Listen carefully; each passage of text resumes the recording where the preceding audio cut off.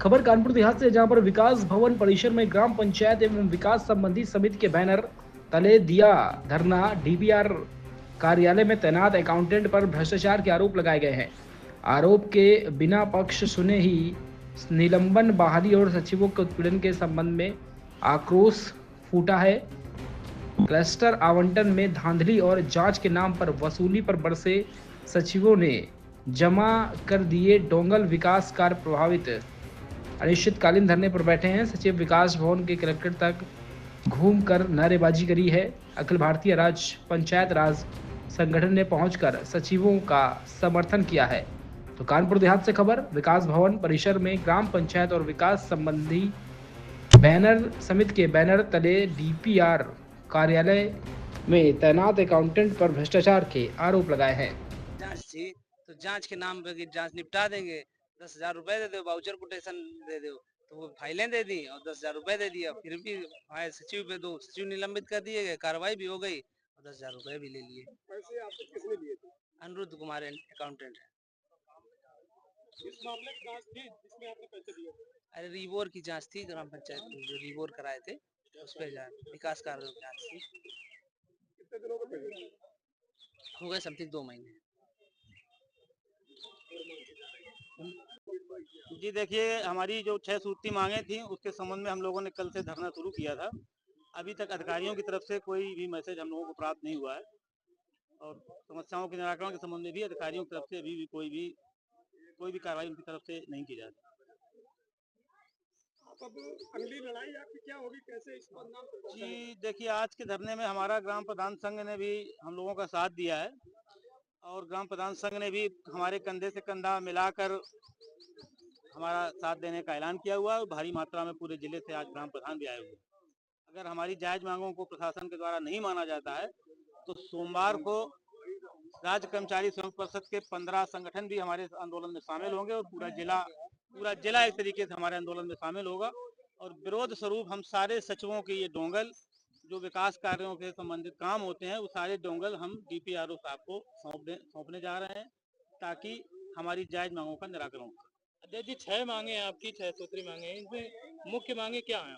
मुख्य मांग हमारी यही है कि जब भी कोई हमारे ग्राम प्रधान बंधुओं या सचिवों के खिलाफ कोई जांच की जाए तो जांच में हमारे ग्राम प्रधान का और हमारे सचिवों का भी पक्ष सुना जाए। एक पक्षी तरीके से, चूंकि माननीय न्यायालय भी अगर कोई बात किसी को आदेश देते हैं तो यहाँ से लेके लोअर कोर्ट से लेकर सुप्रीम कोर्ट तक उसकी बात को कहने का मौका दिया जाता है, पर हमें किसी भ्रष्ट अधिकारी को जांच के नाम पे लगा के और फिर उसके नाम पे कार्रवाई कर देना ये कहीं से भी उचित नहीं है।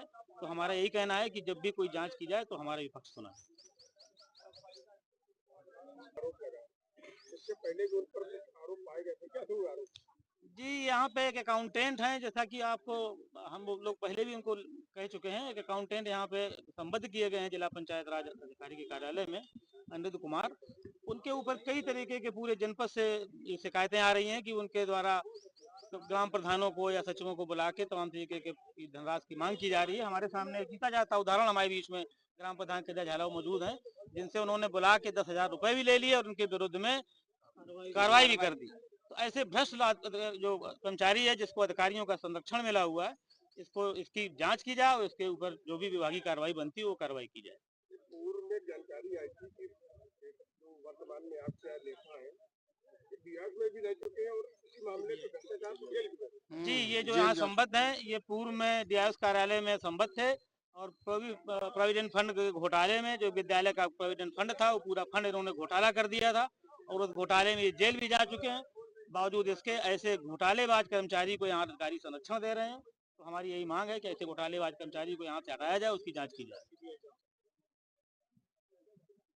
कार्यालय और जो भ्रष्टाचार की आवाज ये बहुत लंबे समय से ग्राम प्रधान उठाता चला आ रहा है, लेकिन उसके साथ में हमें हमारे सचिव महोदय अगर उस समय भी हमारा साथ दे दिए होते शायद ये भ्रष्टाचारी अधिकारी या कर्मचारी इस जनपद में ही नहीं रहते। लेकिन सचिवों ने जब आवाज उठाई और उनकी आवाज को बुलंद करने के लिए संगठन आज से नहीं विगत 20 वर्षों से यहाँ जब भी सचिवों के साथ इस प्रकार की कोई घटनाक्रम आई, ग्राम प्रधान संगठन सचिवों के साथ सदा खड़ा रहा है और जनपद कानपुर देहात में आज भी उनके साथ है। जांच के नाम पर जो उगाही होती है वो शासन की मंशा के अनुरूप नहीं है। ये अधिकारियों की खुद की अपनी एक ओपिनियन है। जैसे एक धारा है 95(6), जब जिस प्रधान से जब मर्जी है एक नोटिस पकड़ा दी और नोटिस की जांच शुरू हो गई, और जांच के नाम पर जब ठीक से कोई व्यवस्था हो गई तो वो निर्दोष हो गया, और अगर मैनेजमेंट नहीं हुआ तो उस पर कार्रवाई हो गई। शायद लालपुर छिवना संदरपुर ब्लॉक में एक गांव, उस पर 95(6) के साथ साथ उस पर यह आरोप था कि आपने विकास कार्य में सहयोग नहीं किया। ये विषय रखने वाला अधिकारी कौन? कोर्ट ने उसी के आधार पर उसे फिर बहाल किया है। ग्राम प्रधान को कोर्ट तक भी जाना पड़ा। आखिर विकास कार्य में बाधा क्यों पहुंचाए जा रहे हैं?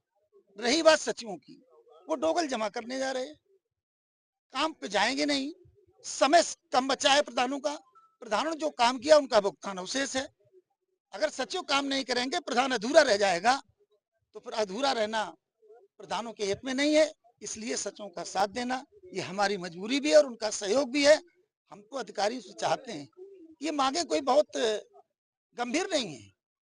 इन मांगों को लेकर के पूर्व में हमने शासन और प्रशासन को पत्र भी लिखा था, और शासन की मंशा है कि कोई एक एजेंसी किसी जनपद में एक साथ सप्लाई नहीं कर सकती है, और इस जनपद में सप्लाई हो रही है। पूर्व में भी आप जानते होंगे, जो कूड़ादान हमारे खरीदे गए थे उस समय भी जांच हुई, अधिकारी हटे। आज ये जो भूसा की सप्लाई हो रही, अरे गांव में सस्ता मिल रहा है, प्रधान खरीद लेगा, 1 वर्ष के लिए अपना रख लेगा, आप सप्लाई गोंडा बस्ती बहराइच से कराएंगे। ये अनिश्चित रूप से गलत है। सरकार की मंशा नहीं है, लेकिन जो बीच के अधिकारी हैं वो अपना एक तुगलकी आदेश चला करके प्रधानों का, सचिवों का शोषण कर रहे हैं। इस पर उन्हें लगाम लगानी चाहिए। ये जो अधिकारी लगातार भ्रष्टाचार कर रहे हैं, इन पर आप लोगों के द्वारा क्या कार्य किए जाएंगे?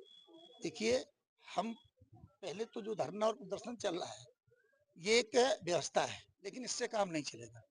हमें सरकार में और शासन के जिम्मेदार लोगों के सामने भी खड़ा होकर अपनी बात कहनी होगी, और शासन स्तर पर भी हम जांच कराने में सक्षम होंगे और इनकी बात वहां तक पहुंचाने में कामयाब होंगे। भ्रष्टाचार में बड़े अधिकारी भी शामिल हैं। तो भ्रष्टाचार की जड़ें बहुत गंभीर हैं। छोटे पे आरोप लगा दिया जाता है।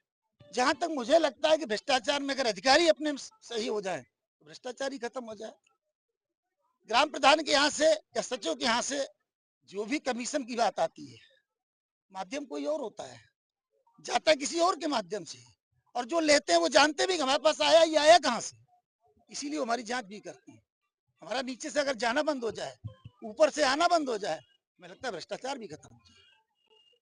प्रधान 5 साल के लिए होता है, समय भी कम है, वेतन भी नहीं है, 5,000 रुपए उसको मिलता है।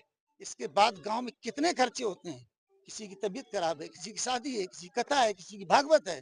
ग्राम प्रधान 5 साल के बाद पैदल हो जाता है, और अधिकारी 5 साल में माला माल हो जाते हैं।